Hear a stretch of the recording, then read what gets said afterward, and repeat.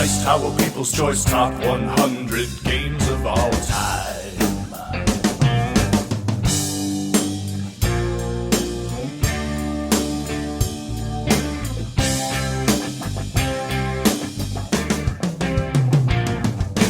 Dice Tower People's Choice Top 100 Games of All Time. Hey everybody, welcome back to the People's Choice Top 100. Second last video, 40 to 21. So, expectations are high here, I would assume, right? Yes. Getting to the real cream of the crop here. All right, as a quick reminder, if you've not watched this before, we had over 2,000 people come and rank their favorite 20 games, or less. You could have ranked less, and then that was all compiled into one big list. All right, so Cool. We're just going to jump right into it. Number 40 today is a game all three of us, I think, have in our top 100 lists. Okay. Cooperative, Trader, Shadows over Camelot. Very good. I think that was in your top 100, right? I believe so. Yeah, I know it's in yours. Yeah. That's in your top 10, I think. Yes, it was. Shadows over Camelot, I think it's kind of cool, though, that it's still in its People's Choice Top 100, considering that the game is 10 years old now. Yeah. Or not 10, but it's pretty close. And it's in a genre that has gone through some serious blow-ups. You know, I mean, it started as one of the very first cooperative games for grown-ups, anyway. Yeah. And that genre could have easily eaten that game up. You know what I mean? And buried it. Yeah. So I'm happy and surprised that it's still very, very popular. It's a great game. Yeah, I don't know if I'm surprised. Well, there's so many other cooperative games. Yeah, I mean, I understand what you're saying. There's just so many games to choose from. It is surprising that any one game would have that kind of longevity. Right. But if any game is, I think, worthy of it, I think Shadows is definitely it. Sure. Good choice. Now, Camelot just won the Spiel des Jahres, but it never really hit America. It's just now hitting the shelves. Right. We're just now seeing people get it. I still haven't even played the game yet. The game that I think should have won, though, is our number 39, and that's Splendor. Splendor is just one of those, and I'm actually surprised it shot up that high. Yeah, me too. But to me, I'm only surprised because of the timing. I'm not surprised because everywhere I've gone, at the Dice Tower convention, people were playing it. At other conventions, people were playing it. At our meetups, I think I see it played every meetup by somebody. Right. Now, that's also its flavor of the month right now. But I like it enough to have kept it. I don't know where you sit on Splendor. I haven't played it yet. Oh. I've seen people playing it, but what I see... It doesn't look interesting. No. It doesn't look interesting at all, especially to me.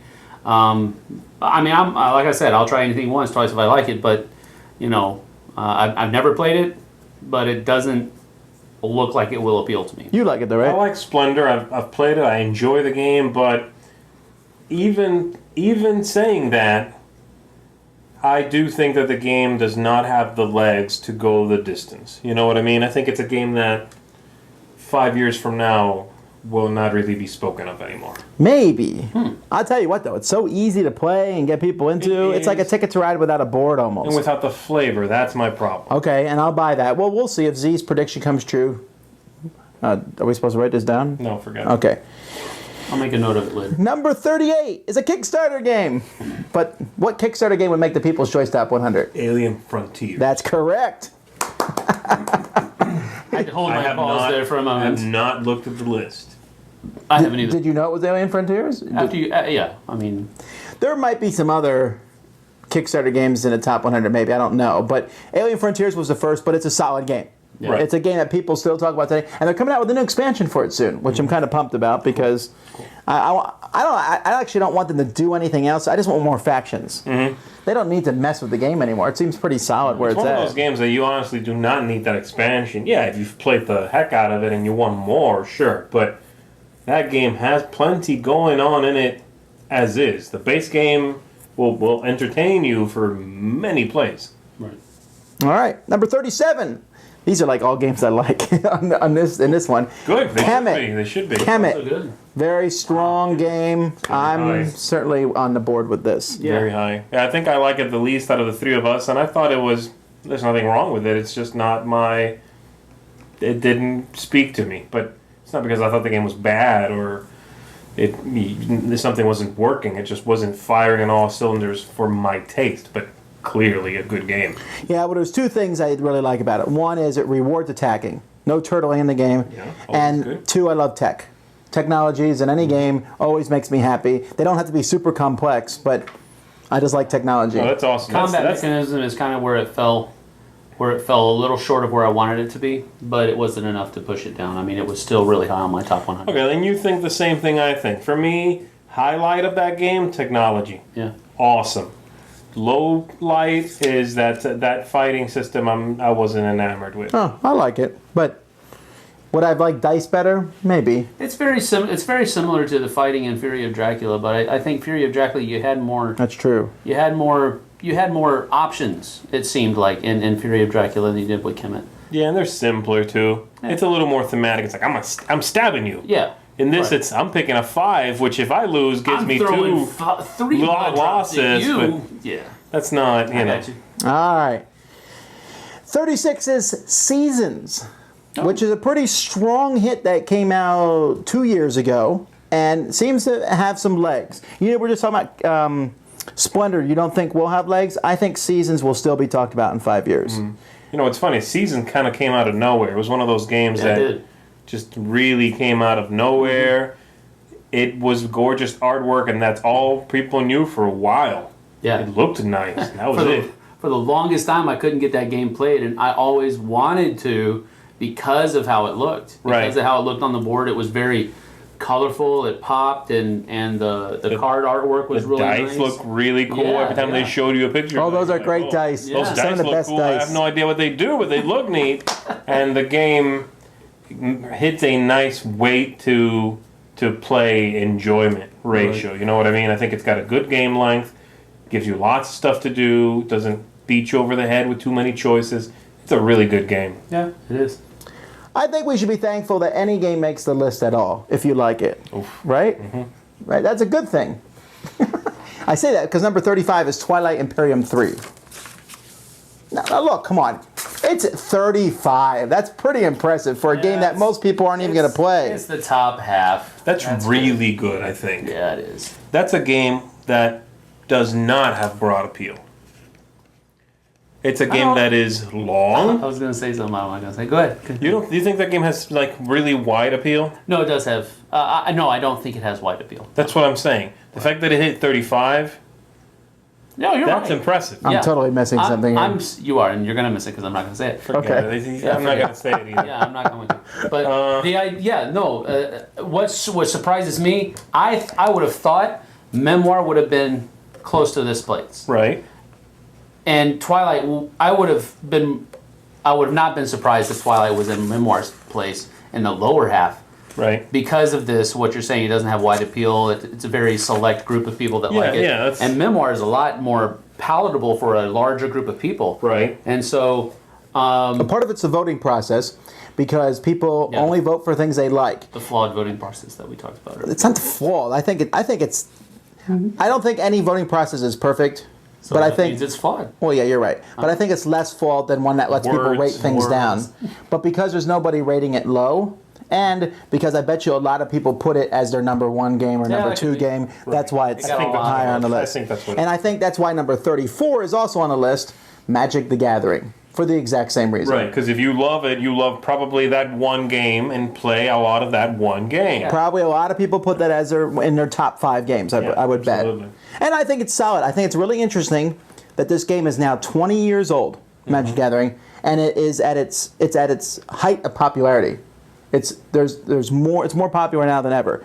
Part of that's because Wizards of the Coast, for as much hate as they get about different things, they're very canny with their business. They come out with expansions on schedule, and every time an expansion comes out, they retire an older expansion. Yeah. So there's always like a 2-year frame that you can play. So if you're getting into the game now, you're not so overwhelmed. Right. You don't have to have all these old cards. You can still get them and play them casually. And they keep reprinting the core set every year. They went on the iPad and have the system. Right. I mean, they know what they're doing. So And they have some shakeups coming up now in a couple of years. I know they are retiring core sets where they're not printing those anymore, and they're going to they're shaking it up anyway. But they do run a good business, and they know what they're doing. That thing runs like clockwork. And some people hate the collectible thing, and I understand that, but you don't have to buy it. There's plenty of other things. I think the collectible thing is for who it is. That's true. Yeah, I was never really able to get into Magic the Gathering that much. We played it for a while there, but it just never really sunk a hook in me, you know? I'm not hooked on it, but I'm really liking these new theme decks. You're not hooked on it? I don't buy packs. I only get the decks. Yeah, and how many of those decks do you buy? They come out with like 5 every 2 months. And do you buy them all? Yeah, I do. Every 2 months. See, to me, that is... You're hooked.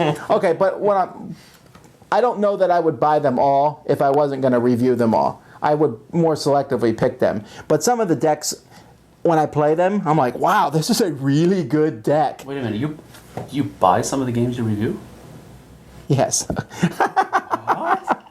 Yeah, I'll tell Okay. you, those are not even that strongly themed. Those decks you buy, the 5 they make No, set. nowadays they're much strongly themed. I don't know if you've seen the recent ones. The dual decks that they make, that are 2 decks, well balanced They're against built- each other. like, for Those are against the- very thematic. And I think they're getting better with how they're placing them against each other. I have been tempted to buy Those are $20. some of those. Those are combat $20. decks. You get each deck for $10, Right. which is actually less than a starter deck. Well, think about that though. $20 for a 2-player card game, that's not a bad thing. Not bad, and they're good. They are well What's done the decks. replayability value of it, though? They Well, have, I mean, think of the Summoner decks Wars and are- all that.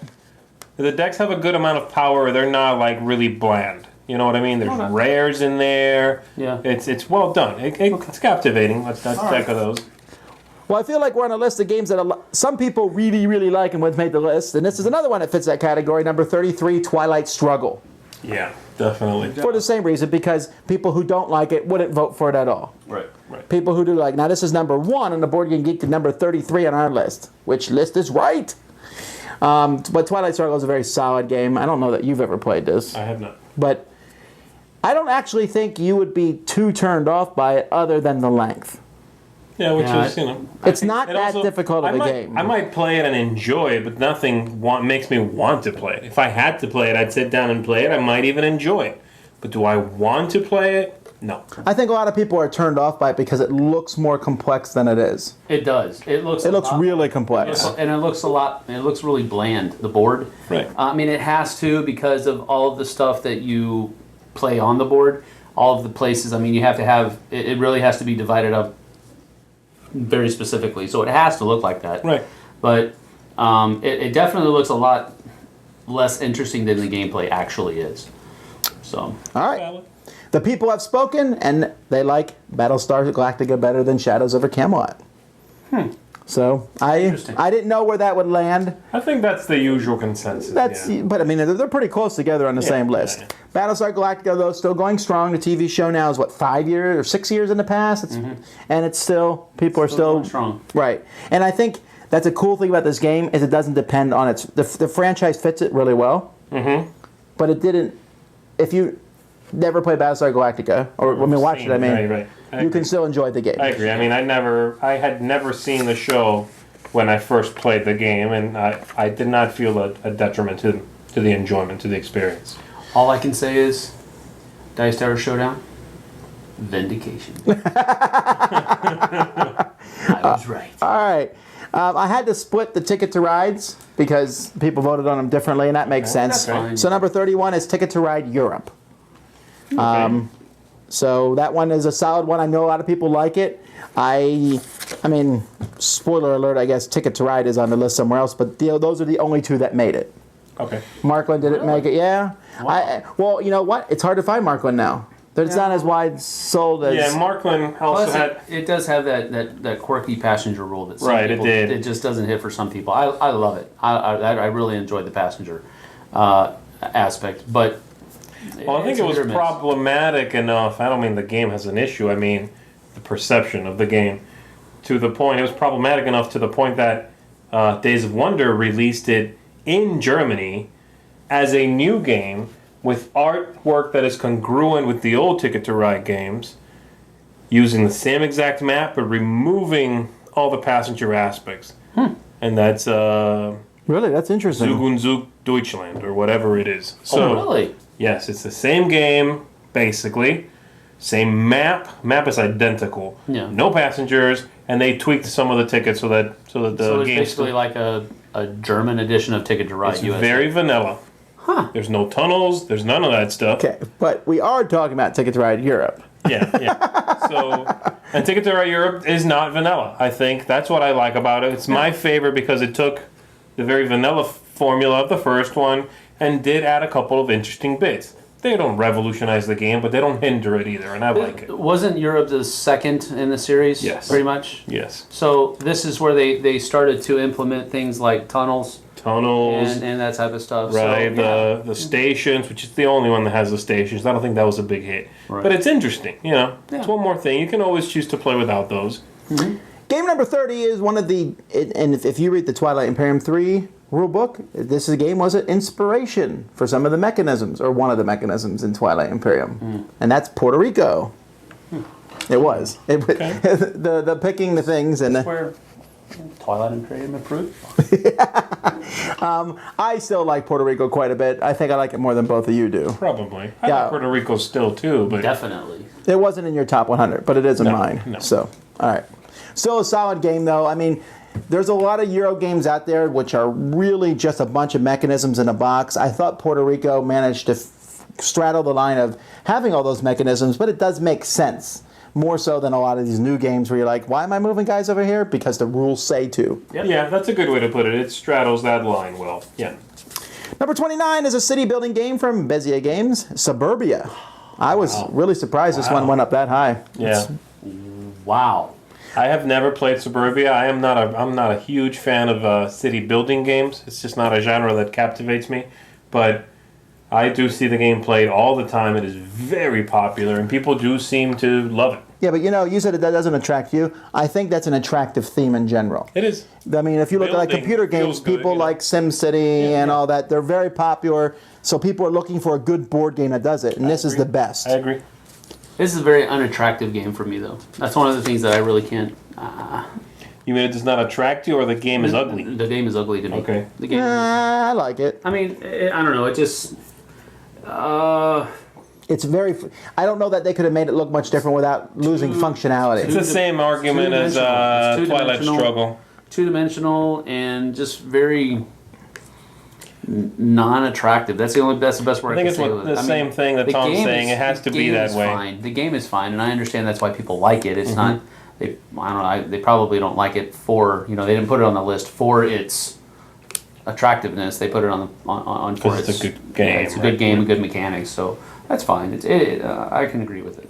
Number 28 is another game I'm sure is on the list because a lot of people really like it, although I haven't seen it played in a long time since it's come out, and that's Mage Knight, the board game. No, I mean, the people who like it love it. And it's a solid game. We played I it. have not seen this game being played. But it's been a while since I've seen it being played. I agree. Maybe it's being played at people's houses. It's also It's got to be because I don't see it being. It's also played. a game you can play solitaire, and I hear some people do like to play that game Really? solitaire. Yeah, maybe that's part of it too. Okay, I just thought that one would have dropped more. I'm surprised it's on the list. To be honest with you. I'm not because I know people who like it and they love it. Okay. 27, Star Wars X-Wing Miniatures game. Now this is where I like to say vindication when we pick this for Game of the Year. And people are like, that's not a game. Yes, people like it. Sure, it's X-Wing and Star Wars, but they took the system of the Wings of War or Wings of Glory, which was pretty cool with the cards, but the paths work better than the cards. Yes, they do. And it's fast, fun, and I have moved into thinking I like it better than Star Trek.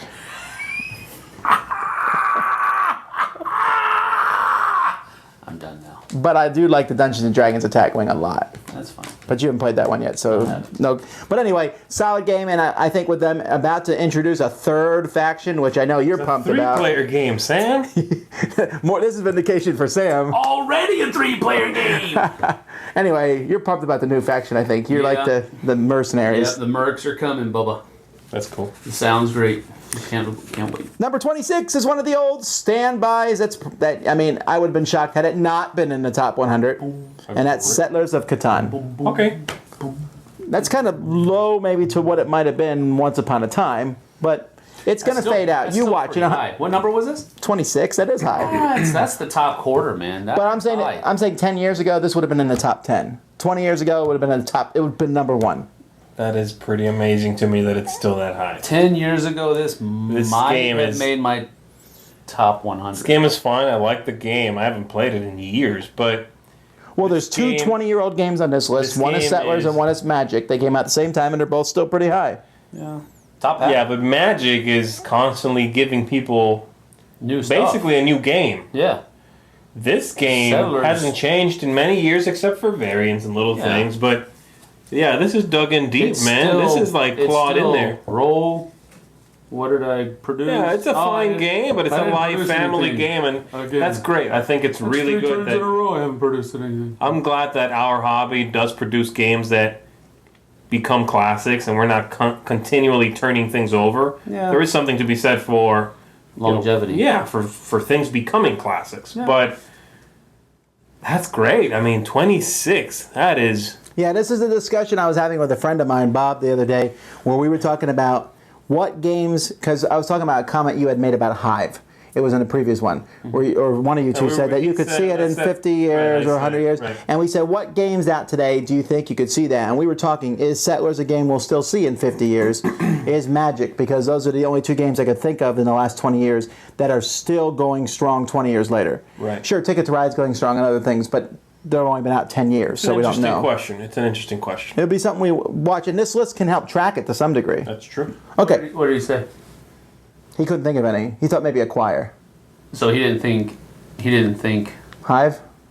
Or Settlers? He didn't think Settlers or Magic would be He says he thinks Settlers is on its way out, but we'll see. Okay. Number 25 is Summoner Wars, which I think is part of it's a very easy game to get into, and also I think it's a Dice Tower audience. Tends to like Summoner Wars. Yeah. Right. So, but Summoner Wars is a very solid game. At the same time, the very opposite is number 24, Terra Mystica, which is a game that, well, you hate it. You don't like it, and I wasn't very fond of it. He hates it too. Yeah, I hated it. That's a. Zee's so calm about it. Yeah, I hate it. So that game was there's so many very, very, very bone dry, unnecessary mechanics. To me, Terra Mystica is what I was talking about earlier with Puerto Rico. Puerto Rico had all those mechanisms, but they made sense. Terra Mystica had mechanisms to have mechanisms. No sense. Move magic around in the circle. Why are you doing that? No reason. Because. I don't understand. It did nothing for me. We took a lot of flack when we said this originally, too. I don't dislike the game. I'm just not that enthused about it either. Yeah. But people like it. That's awesome. Yeah, I'm happy that there are games that are heavy Euro games that. That's right. You get new games for your particular taste. That's wonderful. All right. Number 23, superheroes. Now we go back to the Amerithrash side. Okay. Sentinels of the Multiverse. I'm surprised this game is that high. Really? Yeah, people really like it. Top quarter. You don't like it. What number is this? Number 23. Wow. I like it. I'm saying. I wouldn't put it at... Wow. It's in my top 100. It's okay. I mean, it's... But, man, top quarter. I don't know. That's amazing. Is it? I mean, what is it? The heroes aspect that keeps it? Because when you say that name, like 20 little card games flood my mind that are all good little card games. I think in this instance people like it because it's a superhero game that feels like a superhero game. Okay, I can see that. But it feels like you're in a comic book when you play it. It also looks like a comic book. It has a very vintage look to it. You know, I could see that. I think this game coasts on theme pretty hard, though. It does. See, yeah. I think Marvel Heroes was a better superhero game than this game is. All right. Because it felt like Marvel, and again, you go ahead, like it. I don't care. I'm just saying, in my opinion, I think Marvel Heroes had that storybook feel, that comic book feel, where your team was being sent out and having to go quell different, uprisings of villains and that type of stuff. And I don't know. And it had miniatures. Better than Sentinels of the Multiverse and better than Twilight Imperium is Dixit. Again, this is that broad appeal this is thing. Not, Sam. This is not better than Twilight Imperium. It is just liked by more people. That's a good way to put it. It's more widely liked. How about that? Okay. I'll rest easy tonight. And I'll agree with that. I can comment. see this game. I still being like this. It's played such a with solid game. A lot of groups, a lot of people. It's fine. It's Are you going to hunt down a new expansion? Add more cards to your version? You know, that box is filled to bursting at this point. I don't know if I can fit another 84 cards or so in there. My box, I condensed everything down to one, and it is packed. Yeah, same here. I don't think I have any more cards. We'll have to get a special Dixit card box. And the last one for today is, you said it was better than Sentinels. You were right. Said people, Legendary, the Marvel deck building game. okay. So, and actually- superheroes are definitely in right now. They are in. There's TV shows, movies. It's the thing people like. Yes. And I'm going to ride that wave because I love them. To clarify, I was talking about Marvel Heroes, the board game, not Legendary Marvel. Oh, well, then you were wrong. Okay, but I mean, this is better than Sentinels of the Multiverse, in my opinion. All right. So you got it right. Good job. All right, one more video, folks. Top 20 tomorrow. Let's see what they're like. See you then. Dice Tower People's Choice Top 100 Games of All Time.